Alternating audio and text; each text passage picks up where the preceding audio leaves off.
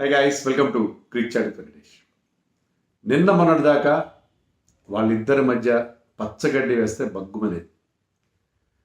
ఐపీఎల్లో ఇద్దరు ఆపోజిట్ క్యాంప్స్లో ఉండి ఒకరినొకరు గుర్రుగా చూసుకోవడం, ఒకరు అవుట్ అయితే లేకపోతే ఆ రియాక్షన్స్, వైల్డ్ రియాక్షన్స్ ఇవన్నీ కూడా మనం చూసాం. కానీ ఈరోజు ఎంతగా చాలా ప్లెజెంట్గా అనిపించింది ఏంటంటే వీళ్ళిద్దరూ చెరుకు చైర్లో కూర్చుని హాయిగా ఒకరి మీద ఒకరు జోకులు వేసుకుంటూ సరదాగా కబుర్లు చెప్పుకోవడం. It was a good idea to have a conversation, open conversation between Gautam Gambhir, India's coach, and India's iconic player Virat Kohli. So వీళ్ళిద్దరూ కూర్చుని అలా సరదాగా మాట్లాడుకుంటే ఎంతో హాయిగా అనిపించింది. ఈ లోకం ఎంతో అందంగా కనిపించింది ఒక్కసారి. అంటే ఇది ఫస్ట్ టైం ఏం కాదు, బట్ స్టిల్ వాళ్ళకి open discussion between those two guys. ఎన్నో ఈ మధ్యకాలంలో ఫోటోలు చూసాం. గౌతమ్ గంభీర్ సాధారణంగా నవ్వడు, కానీ విరాట్ కోహ్లీ జోక్ వేస్తే గౌతమ్ గంభీర్ నవ్వుతున్నట్టుగా వచ్చిన ఫొటోస్ ముఖ్యంగా చెన్నైలో వాళ్ళ ప్రాక్టీస్ సెషన్లో చాలా మధ్య మనకు కనిపించింది.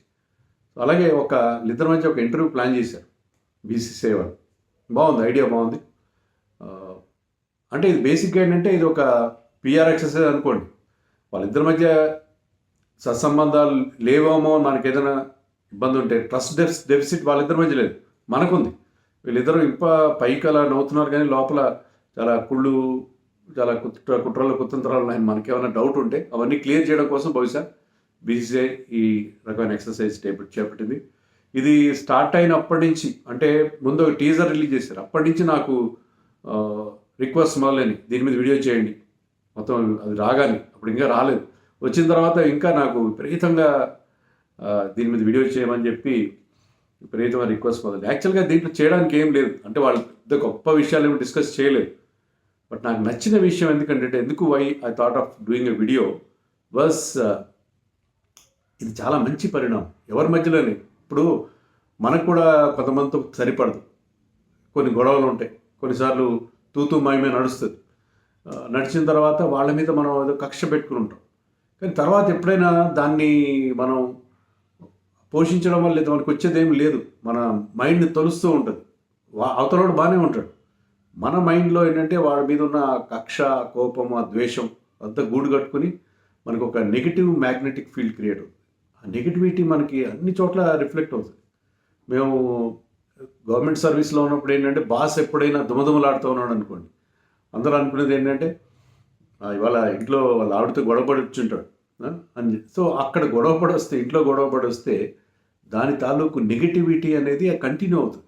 మీరు ఎప్పుడైనా చూడండి, ఒకసారి ఎప్పుడైనా మీకు ఒక నెగిటివ్ గట్టిగా కోపం వచ్చినా ఆ తర్వాత మీకు గంట వరకు అన్నీ ఎవరేం చేసినా కూడా అది కోపంగానే, అది బ్యాడ్గానే అనిపిస్తుంది. సో ఒక నెగిటివ్ వైబ్స్ వైబ్ క్రియేట్ అవుతాయి. అలా కాకుండా మనకి ఎవరితో గొడవ ఉంటే వాళ్ళతో హాయిగా నవ్వేసి హలో హౌ ఆర్ యూ అని పలకరించి అవన్నీ క్లియర్ చేసుకుంటే ఎంత ఆనందంగా ఉంటుంది.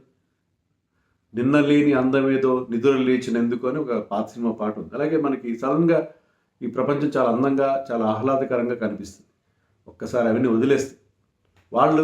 గతంలో వాళ్ళు చేసిన ప్రతి పని మనకి చాలా బ్యాడ్గా అనిపించింది. ఒకసారి వాళ్ళతో మనం సరదాగా మాట్లాడామనుకోండి, తర్వాత వాళ్ళు ఏం చేసినా అది మనకి బాగానే అనిపిస్తుంది. లేకపోతే అంటే వాళ్ళు చేసే ప్రతి పని కూడా మనకి అదొక నేరంగా, అదొక ఘోరంగా కనిపిస్తుంది.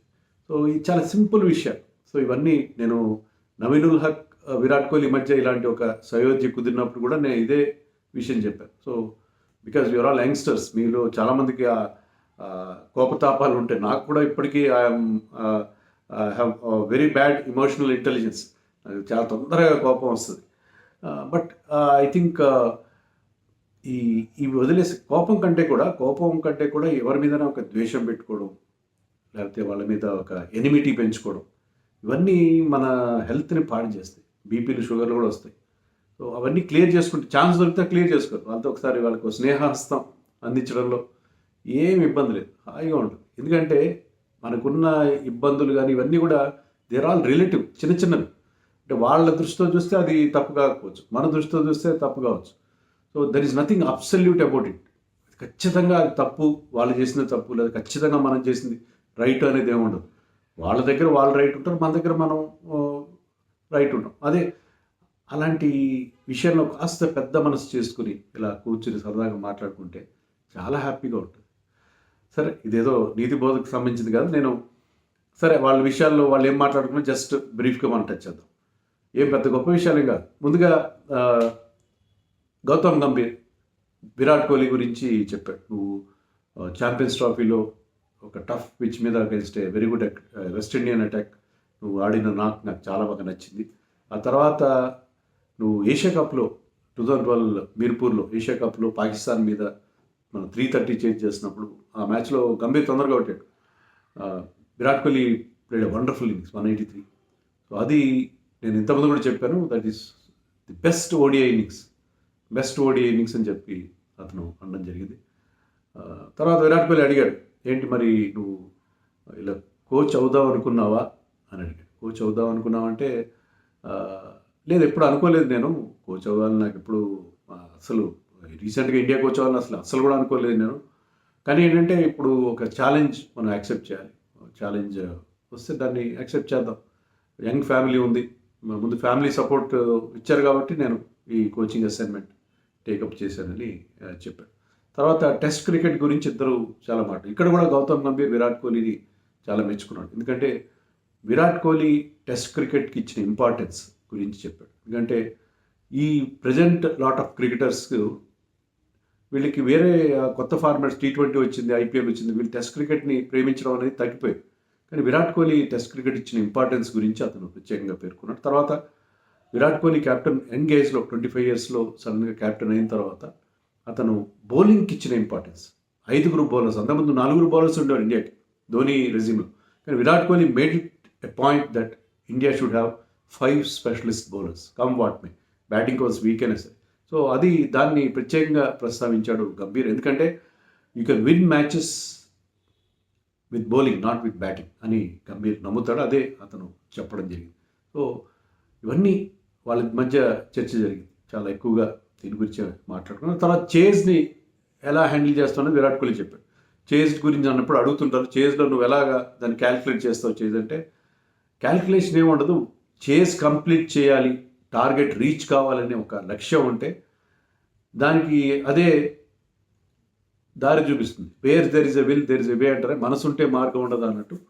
అలాగే అదే నాకు దాన్ని బట్టి నేను ప్లాన్ చేసుకుంటాను. కొన్నిసార్లు స్లోగా ఆడతాను, కొన్నిసార్లు చాలా క్విక్గా ఆడతాను, కొన్నిసార్లు ఆల్ అలాంగ్ ది గ్రౌండ్ ఆడతాను. సో ఇలా నేను ఆ టార్గెట్ని బట్టి నేను ప్లాన్ చేసుకుంటాను తప్ప ఇదే ఒక రకమైన ప్లానింగ్ ఉంటుందని దానికి గంభీర్ కూడా చాలా మంచి మాట చెప్పాడు. అది నేను చెప్పాను, చేజ్లో మనం ఏంటంటే మనం ఎన్ని రన్స్ చేస్తున్నాం అనేది కాదు, ఆ టార్గెట్ అనేది మన లక్ష్యంగా ఉంటుంది. అందుకే నేను అవుట్ అయ్యాను కదా, 90స్లో అవుట్ అయ్యాను నేను వన్డే వరల్డ్ కప్ ఫైనల్లో 2011లో.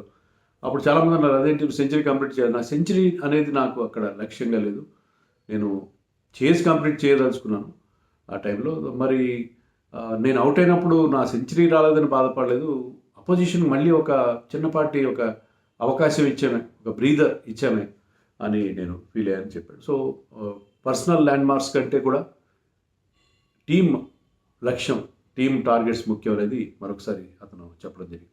సో ఇలా వాళ్ళు టెస్ట్ క్రికెట్ గురించి ఎక్కువ మాట్లాడుతున్నారు. ఈ ప్రజెంట్ లాట్ కూడా సరే, విరాట్ కోహ్లీ గంభీర్ ఆడినప్పుడు T20 ఫార్మాట్ పెద్దగా లేదు, IPL కూడా లేదు, వాళ్ళకి టెస్ట్ క్రికెట్ లైక్ చేస్తున్నారంటే అర్థం. కానీ ఇప్పుడు ప్రజెంట్ లాట్ సిరాజ్ కానీ బుమ్రా కానీ వీళ్ళు బౌలర్ సైడ్ కూడా వాళ్ళు టెస్ట్ క్రికెట్ని ఇష్టపడుతున్నారు. మరి భవిష్యత్తులో వాళ్ళు ఇష్టపడతారు లేదు, కానీ వీళ్ళు టెస్ట్ క్రికెట్ అనేది ultimate test for any cricketer వాళ్ళ ఎబిలిటీని, వాళ్ళ పర్ఫార్మెన్స్ని జడ్జ్ చేయడానికి అసలైన కొలమానం టెస్ట్ క్రికెట్ మాత్రమే అనేది ఇద్దరు కూడా చాలా స్పష్టంగా చెప్పారు. So it's a very good thing. Test cricket గురించి కోహ్లీ, గంభీర్ లాంటి వాళ్ళు స్ట్రెస్ చేసి చెప్పడం నాకు ఎంతో నచ్చింది. ఎందుకంటే that is ultimate thing. Test క్రికెట్లో బాగా ఆడిన వాడే నిజమైన మునగాడు. వన్డేల్లో ఆడతారు, T20స్లో ఆడతారు, అది వేరే సంగతి. టెస్టుల్లో ఏంటంటే మీకు ఆ లాంజివిటీ ఉండాలి, 5 రోజులు పేషెన్స్ ఉండాలి, టాక్టికల్ ప్రోగ్రెస్ ఉండాలి, అనేక రకాలుగా మీరు టెస్ట్ క్రికెట్ మేము ఛాలెంజ్ చేస్తూ ఉంటాం. సరే, ప్రతి సెషన్లో అదే ఇంటెన్సిటీ మెయింటైన్ చేయాలి. బౌలర్స్కి అయితే మరింత కష్టం, వాళ్ళ ఫిజికల్ ఫిట్నెస్ కానీ అన్నీ కూడా అక్కడ కౌంట్ అవుతాయి. సో టెస్ట్ క్రికెట్లో బాగా ఆడడం అనేది అది నిజమైన కొలమానం అని ఇద్దరు కూడా గట్టిగా స్ట్రెస్ చేసి చెప్పారు. సో అది నాకు బాగా నచ్చిన విషయం దీంట్లో. తర్వాత అన్నిటికంటే ఫన్నీ థింగ్ ఏంటంటే విరాట్ కోహ్లీ ఒక క్వశ్చన్ అడిగాడు, అంటే వాళ్ళు జోన్ గురించి మాట్లాడు, జోన్లో ఉండడం, జోన్లో ఉంటే నేను అప్పుడు ఆ పర్టికులర్ ఇన్నింగ్స్ ఆడినప్పుడు ఓం నమస్తే అని 10 సార్లు అని విరాట్ కోహ్లీ అంటే, నేను నేపియర్లో ఆడిన అతను ఒక లాంగ్ ఇన్నింగ్స్ ఆడి నేపియర్లో ఒక మ్యాచ్ సేవింగ్ ఇన్నింగ్స్ అనుకుంటా న్యూజిలాండ్లో. అప్పుడు నేను హనుమాన్ చాలీసా చేస్తే అన్నాడు జోన్లో, అంటే జోన్ అనేది మీరు వినే ఉంటారు. అంటే ఇప్పుడు అర్జునుడికి చెప్తారా, ద్రోణాచార్యుడు అడిగాడు నీకు ఏం కనిపిస్తుంది అంటే, నాకు ఆ పిట్ట కన్ను తప్ప ఏం కనపట్లేదు, ఆ చెట్టు కనపట్లేదు, ఏం కనపట్లేదు చెప్తే అట్లా when a cricketer in zone అతనికి ఏం అర్థం, అతనికి వేరే విషయాలు ఏం గుర్తురావు. అతను బాల్ని కూడా ball bill seem like football, cricket ball football లాగా అనిపిస్తుంది, మిగతా ఏ విషయాలు గుర్తురావు.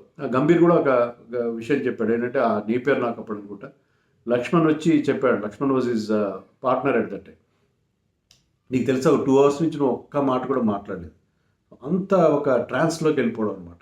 ఆ జోన్ గురించి మాట్లాడుతున్నప్పుడు విరాట్ కోహ్లీ ఏమన్నాడంటే, ఒకవేళ నీకు ఆన్ ఫీల్డ్ ఆల్టర్కేషన్స్, గ్రౌండ్లో మీ అపోజిషన్ టీం వాళ్ళతో గొడవలు జరుగుతాయి కదా, గొడవలు స్టార్ట్ అవుతాయి, స్లెడ్జింగ్ స్టార్ట్ అవుతుంది కదా, అది నిన్ను ఏం చేస్తుంది, నీ జోన్లో ఉన్నప్పుడు నేను డిస్టర్బ్ చేస్తుందా, లేకపోతే అది నీవు ఫైర్డ్ అప్ అయ్యేలా చేస్తుందా అని అడిగాడు.